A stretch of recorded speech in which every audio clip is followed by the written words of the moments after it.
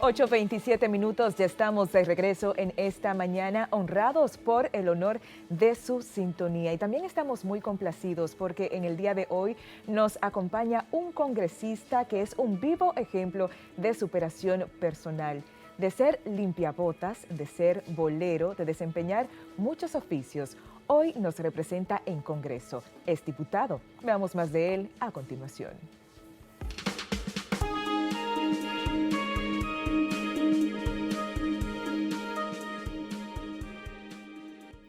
Eliezer Matos Félix, quien es más conocido como Elías, nace en el municipio de Las Salinas, Barahona, el 2 de agosto de 1982. Elías Matos realizó sus estudios primarios y secundarios en el Liceo Víctor Garrido Puello y República de Paraguay del Distrito Nacional. Elías migra junto a su familia al kilómetro 10,5 de la Independencia en el Distrito Nacional, lugar en el que aún reside desde los 9 años. Trabajó en diferentes oficios tales como ayudante de mecánica, bolero en canchas de tenis, lavando vehículos, cobrador y chofer del transporte público en la Ruta 66 de Fenatrano. En el año 2003, Elías Matos, con apenas 21 años, inicia su propio negocio, Transporte K Matos SRL, empresa que en la actualidad cuenta con una amplia flotilla. Realizó la carrera de Administración de Empresas en la Escuela de Negocios de la Universidad del Caribe, diplomado en Gobernabilidad y Gerencia Política de la Universidad Católica Madre y Maestra. Elías Matos es un hombre de hogar, padre de 4 hijos. Está casado con la señora Lisette López, con quien comparte su vida y actividad política.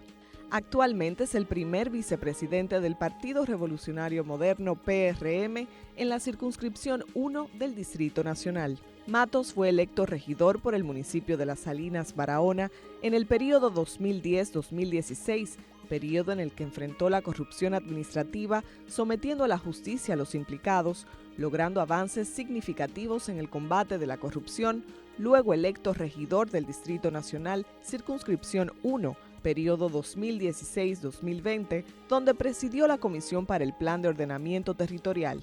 Elías Matos es actualmente diputado por la circunscripción 1 del Distrito Nacional.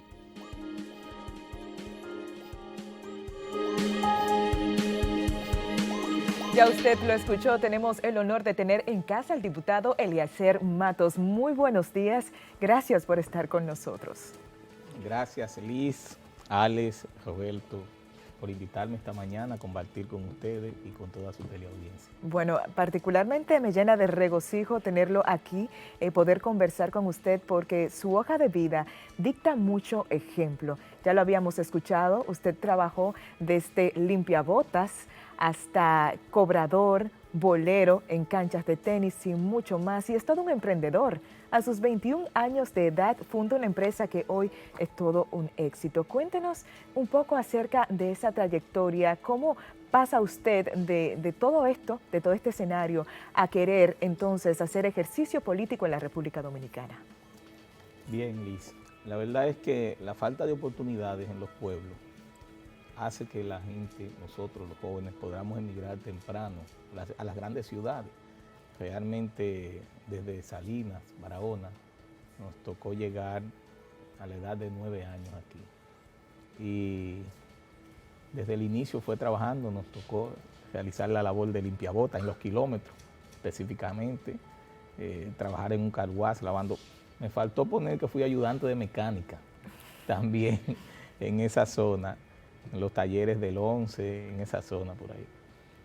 Me tocó estar trabajando lavando vehículos, guaguas, también recoge bola, como nosotros le decimos, en el club del Banco Central, frente a Metaldón. Un gran tiempo estuve allí. Y luego también estuve como cobrador de voladora, lo que la gente le llaman ahora las voladoras, ¿verdad? El transporte público de pasajeros, los fines de semana, porque ya entonces estaba en el Paraguay estudiando y del Paraguay salía a tomar la guagua en el Parque Independencia. Y en aquel tiempo, con esa carencia que tenía en ese tiempo, entonces tratábamos en ocasiones, por no tener pasaje, para tomar el minibús, para ir hasta los kilómetros. Entonces negociábamos con el control de allí. Recuerdo que le llamaban Aguas Vivas, el control que estaba allí. y le decía, mira, yo te voy a llenar el minibús, dile al cobrador que se siente y entonces que no me cobre el pasaje, yo me voy de pie y así me gano el espacio. Cuando salía del Paraguay, de estudiar en el Liceo República del Paraguay. Y así, bueno, ahí sacaba mis dotes ya de cobrador, los que van a universidad, Feria 12, monten ahí, que te la que van. Y entonces después en el camino nos íbamos en la chercha con el cobrador porque me iba de pie, me iba en la puerta. Y el cobrador en ese tiempo, en el transporte público es algo muy informal y ellos administran sus recursos, nadie les monitorea la producción, ni mucho menos, sino que el cobrador es que con el chofer. Y me decían que se ganaban 300, 400, en ese tiempo eso era una muy buena cantidad. Y al día siguiente, cuando yo estaba en el Paraguay, Volker me estaba dando matemáticas, entonces yo estaba pensando en lo que se ganaba el cobrador y eso me tenía una frustración momentánea de repente. Y terminé siendo los fines de semana cobrador de guagua pública. Y entonces continuaba mis estudios. Así, pero nunca he dejado los estudios, la verdad que no. Después pasé a ser chofer de las mismas guaguas públicas y después entonces inicié con mi guaguita, en esos tiempos como bien describe en este video que acaban de poner ahí, muy interesante, muy emotivo para mí, de verdad no lo esperaba. Y entonces ya 2000, 2001 estaba iniciando con un financiamiento, a través de un financiamiento, a tener mi propia guaguita y hoy tenemos una importante flotilla de vehículos de varias capacidades, 12, 14, 16, 20, 30, 50, 55 personas que estamos dando servicio ahí. Entonces, en la política llegamos, nuestra primera experiencia en política fue en Las Salinas, municipio donde nací, Salinas, Barahona, y siempre he tenido esa vocación de servir, ese interés por colaborar con mi pueblo, sobre todo porque allí de mucha gente noble con muchas carencias, siempre estábamos para los reyes, llevando juguetes para los niños, para las madres, participando en actividades de agradar a las madres. Mi madre, que también es de allí, desde que tengo 5 años, ella falleció. Eso es otra parte de la historia que no se conoce. Yo soy huérfano realmente desde los 5 años. Pero siempre iba a agradar a las madres del pueblo en Navidad, a los niños en los Reyes, también para esta época, para los escolares. Trataba de llevar algún presente. Y como que eso le sirvió a los actores políticos, que son muy inteligentes y muy astutos, de reclutarme como un candidato. En ese tiempo yo iba con otro interés. Y ellos dijeron, no, pero este muchacho debe de caer bien por todo lo que hace de manera desinteresada, como lo que siempre hacemos realmente. Y allí entonces nos ofrecieron posiciones de aspiraciones en el pueblo, que en principio nosotros que no estábamos en eso rechazábamos, pero después se la ingeniaron para hacerle a uno como una especie de cerco, ¿verdad? Cuando van y hablan con tu familia, con una encerrona. Sí. Y entonces a través de esa encerrona ya todo el mundo te decía, pero ven, inténtalo, acepta. Y yo, pero es que es política, dime. Y ya yo que tenía ese sello de ser transportista, participando en los gremios de transporte, lo que menos quería hacer era político y sindicalista. Imagínate qué difícil en este país es decir, yo soy tal y tal cosa. Sí. Entonces, finalmente aceptamos la propuesta y presentamos una propuesta en el pueblo como concejal, como regidor, y ganamos la convención y después salimos siendo regidor del municipio. Fue una gran experiencia, esa primera experiencia, 2010, 2016, pero terminamos con enfrentamiento con el el director administrativo, que era el alcalde, ¿verdad? Incurriendo en acciones inadecuadas, con el cual nosotros no podíamos hacernos como que no estaba sucediendo nada, tú sabes. Se hace cómplice por omisión uno cuando está en una institución que le corresponde fiscalizar. Entonces se da cuenta que están sucediendo acciones inadecuadas y se queda tranquilo. Entonces sometimos al alcalde en esa primera experiencia. Imagínate este muchachito en eso, ya llevando a un alcalde a los tribunales. pero sentamos un precedente, dejamos una impronta en el municipio. Luego cuando llega el proceso, la verdad que la gente nos valoraba muy bien por la encuesta que se hacían en ese momento en el municipio, pero nosotros decidimos ya optar, y ya que estábamos en la carrera de política, por una propuesta en el Distrito Nacional. Y lanzamos la propuesta de regidor, pero de un municipio de 5.000, 7.000 habitantes a uno que tiene 1 millón de habitantes, el Distrito Nacional. Imagínense el cambio, ¿verdad? Y la gente me decía, ¿cómo que tú vienes de un campo a aspirar para acá? Nosotros tenemos mucho tiempo aspirando por aquí, no hemos podido lograr el objetivo. Y dije, bueno, pero eso es un campesino que va a hacer un intento ahí, permítanle participar. Y fue una gran experiencia con grandes amigos que nos asistieron y nos colaboraron. Sobre todo la gente que conoce nuestra historia en esos barrios de los kilómetros.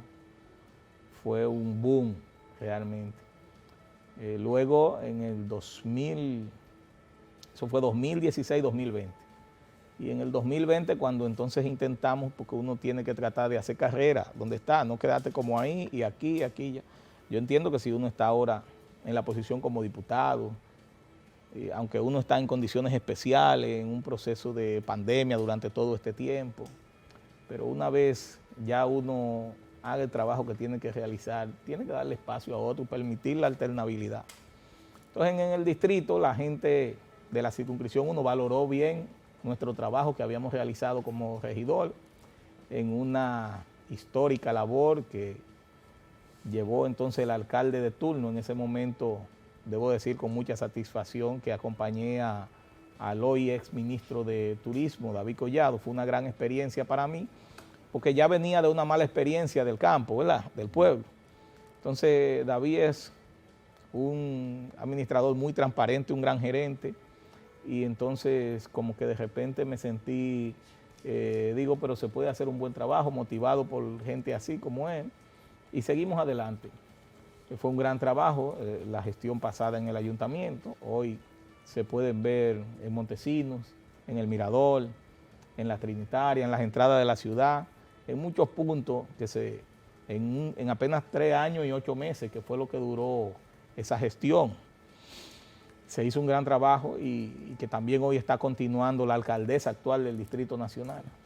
Aunque tenemos que hacer algo en el tránsito, que de verdad que me tocó ahora, fue todo un trauma, claro, la ruta y para es llegar normal aquí. De esta hora pico. Me disculpa por interrumpirle, pero dio en la diana cuando señaló acerca de su impronta cuando fue regidor en primera instancia en temas de corrupción. En ese sentido, me gustaría consultarle cuál es su opinión acerca de las diversas iniciativas que se están desarrollando en la presente gestión gubernamental, precisamente para aumentar los niveles de transparencia en la administración pública.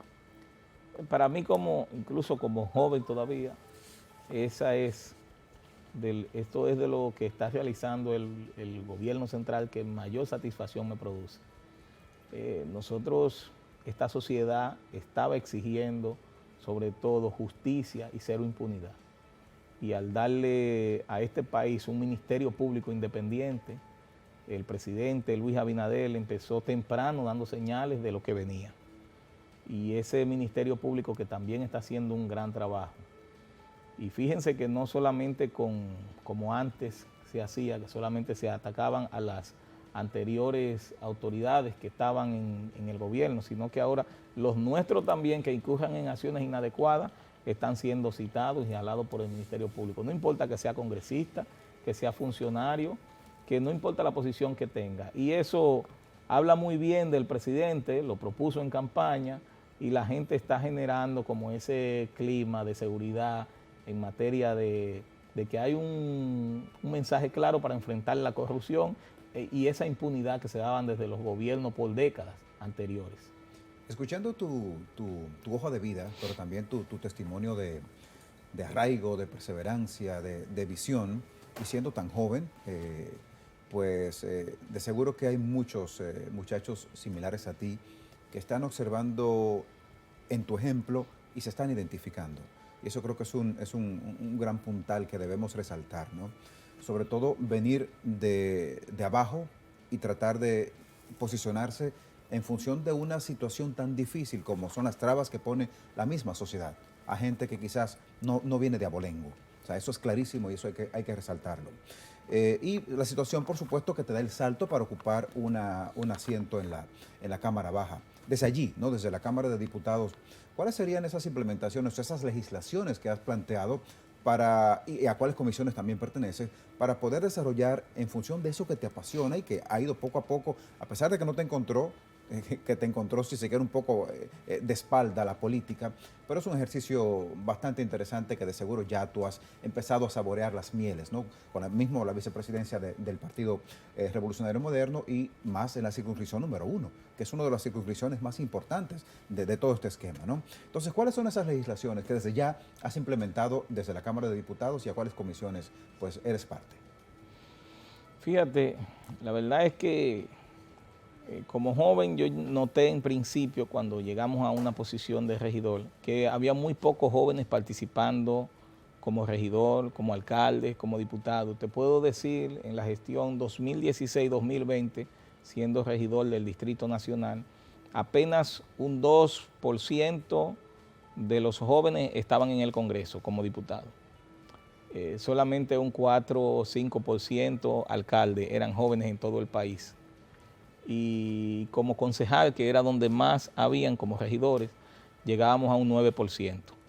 Y siempre en todos los discursos nosotros motivamos a la juventud a participar en política, a que se empoderen, a que siendo esta franja tan amplia del electorado nacional, los que tienen 35 años o menos, que también tenían que ser parte de las decisiones, que optar por estar en posiciones donde se tomen las decisiones. Y qué bien, parece que llegó el mensaje, porque hoy hay una importante representación en materia de diputados, muchos jóvenes. Eso hace un Congreso más creativo, más proactivo, genera un dinamismo importante. Igual como muchos alcaldes que también jóvenes también, alcaldes y alcaldesas. Así también regidores, aumentó muchísimo. Y qué bueno que se han interesado por participar, porque yo siento que sí, que junto con la experiencia de los ya más mayores, podemos hacer todos un gran trabajo.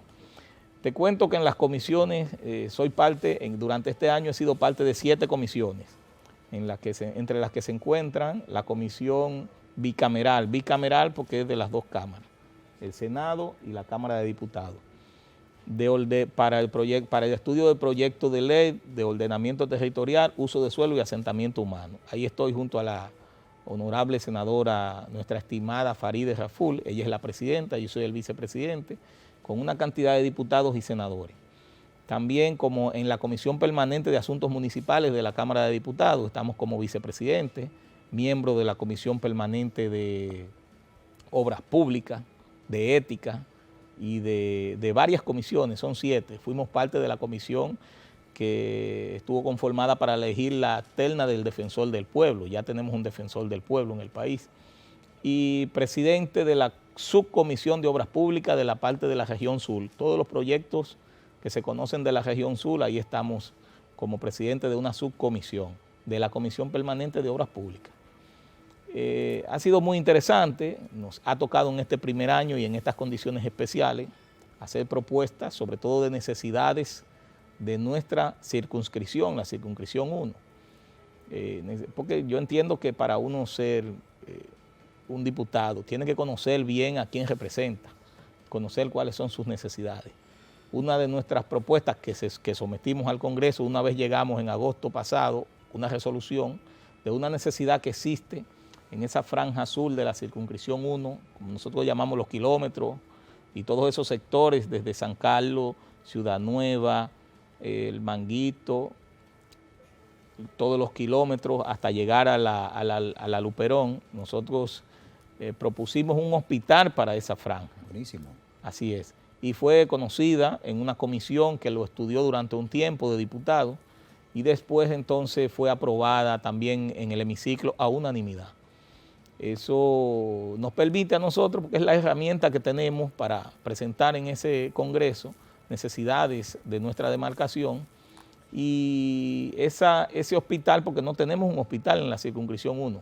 Antes teníamos que trasladarnos hasta el Padre Villini y ustedes conocen hace un tiempo situaciones que se han dado allí, que están en remodelación, pero que han encontrado algunas fallas importantes y ha durado un buen tiempo para que puedan ser. Tampoco tiene la capacidad con la demanda que existe de tantas personas que requieren el servicio de salud para permitirles a todos. Vamos también al Hospital Marcelino Vélez de Herrera, pero ustedes conocen los niveles de hacinamiento que se dan allí en esa zona de Herrera, y eso está abarrotado siempre. Tenemos el Robert Reed, que es los servicios de salud para niños, infantil, pero ahí vienen, es el único que tenemos, y ahí vienen los niños de todo el país. Claro. Y entonces no tenemos espacio. Y sobre todo porque esta propuesta viene a dar, si se quiere, una necesidad imperante que en aspectos, como bien señalas, en aspectos pediátricos, pero también en aspectos de repente de trauma y todo lo que corresponde a la necesidad en esa zona es sumamente altísima. O sea que es una propuesta bastante interesante y de seguro que necesita y considera el aplauso de toda esa comunidad de la zona, ¿no? Sobre todo conociendo la necesidad de las personas, porque a mí me tocó buscar los servicios de salud, porque no, igual ahora como diputado tengo un buen seguro, ¿verdad? Pero yo no tenía ninguno. Así es. En aquellos tiempos, en el tiempo del recogebola, ¿verdad? Entonces teníamos que hacer una cita en Mata Hambre y había una doña de allá de mi sector que se llama Julia, que había que enviarla un día antes. Un abrazo para mi querida Julia desde aquí. Un día antes a buscar un turno a Mata Hambre para entonces poder al día siguiente. Suerte que los que tenemos menos, yo siento que nos enfermamos menos. Porque Señor Matos, usted, razón, claro, usted ha precisado que ha trabajado en un plan de ordenamiento territorial, también nos acaba de manifestar lo que todos vivimos, la incomunidad, en el tema del tránsito, del flujo vehicular. ¿Cuáles componentes tiene este plan? Esto es el marco regulatorio de ordenamiento territorial, uso de suelo y asentamiento humano. Tiene más de una década en el Congreso. Y ahora hay un interés importante por parte del Congreso y esta Cámara de Diputados que dirige el gran proactivo Alfredo Pacheco, de sacar muchos proyectos que están engavetados hace tiempo. Y este país no puede continuar a esta fecha todavía sin tener un proyecto de ley orgánica de ordenamiento territorial, uso de suelo y asentamiento humano. Allí lo que perseguimos, sobre todo en ese marco regulatorio, es la clasificación del suelo y la calificación del suelo. Cuando hablamos de clasificación, hablamos de cuál es el suelo urbanizable y el no urbanizable. Y cuando hablamos de calificación del suelo, hablamos del suelo, bueno, en este se puede construir un edificio. Dependiendo el suelo, entonces, ¿para qué puede estar apto? Y entre otras cosas, allí en esta propuesta se propone, está en debate en la comisión, ya tenemos, hemos avanzado un 70% de los artículos aproximadamente, tiene 93 artículos, vamos por el 64 ya que hemos ido conociendo en la comisión. La comisión es soberana, puede hacer modificaciones y cambios en propuestas. Entonces, está orientada sobre todo para cuidar el medio ambiente, la cultura de los pueblos, el turismo y todas esas, identificar bien las áreas protegidas, todo ese ordenamiento territorial que tanto necesita este país y que va a ser entonces regulado por la MEPIC, que es el Ministerio de Economía, Planificación y Desarrollo, conjuntamente con los planes municipales de los ayuntamientos, que son los gobiernos locales, que se le estará dando, según la propuesta del proyecto, 2 años, para que cada municipio tenga un plan de ordenamiento territorial municipal. En la actualidad, en el país lo tienen solamente 2 municipios, Distrito Nacional y Santiago. Entonces, ahora estamos con esto proponiendo que en 2 años, y también estamos identificando en el presupuesto para que se le asista a través de la MEPIP los recursos para que puedan pagar los técnicos, los urbanistas, para que cada municipio pueda conocer sus límites. De repente, yo me encuentro con muchas situaciones en el Congreso, que hay gente que, por ejemplo, aquí cerca, tú dices, yo soy de San Isidro, pero mi territorio pertenece a San Luis. Y entonces tú te encuentras en un espacio geográfico en el que exactamente no estás seguro a qué municipio o distrito o provincia pertenece. Y entonces también ahí se está estableciendo 2 años para que se establezcan los límites de cada distrito, municipio, provincia. Es muy interesante, hay mucho que aportar desde ese proyecto de ley, que hay la intención de que en esta legislatura pueda ser aprobado en ambas cámaras porque la comisión es bicameral. Bueno, honorable, muchísimas gracias. El tiempo se nos ha venido encima. Roberto, Sí. ¿legislar desde la razón o desde el corazón? Yo entiendo que debe hacerse con ambas. Ambas. Sí, con ambas. Me gustó tu respuesta, sobre todo porque tengo un hermano de comunidad llamado Aníbal Díaz, que le he preguntado de ti y simplemente me ha dicho, es una estrella. Y una vez le hice la misma pregunta a Aníbal, y Aníbal me dijo, yo legislo desde la propia realidad de la gente, porque fue la gente la que me ha traído acá. Enhorabuena, gracias al diputado Eliezer Matos Félix con nosotros acá y que siga legislando, sobre todo atendiendo a la necesidad imperante de la gente en esa demarcación que te ha elegido. Es importante ese hospital para esa zona, pero también es importante que sigas restableciendo las normas para que esa directriz de trazar los lineamientos para el buen funcionamiento cuando vamos frente al volante siga siendo una realidad y que encuentre a los dominicanos bajo esas legislaciones que un diputado como tú, bajo tu visión, pues la verdad nos engalana muchísimo. Y eres joven, eso me encanta. Entrevistar a gente joven con mucha visión. Así que muchísimas gracias. Enhorabuena, Robert. Muchas gracias. Un bolerito en el Centro Olímpico está cobrando 100 pesos. Él le cae atrás toda la pelota que tú, como alitraneado, saca del parque o la tira por ahí. Qué palabra, alitraneado. Alitraneado. Concluya, mandate al pabellón de voleibol. Óyeme. El tipo tiene que ir allá a buscar la pelota. Tú das 100 pesos.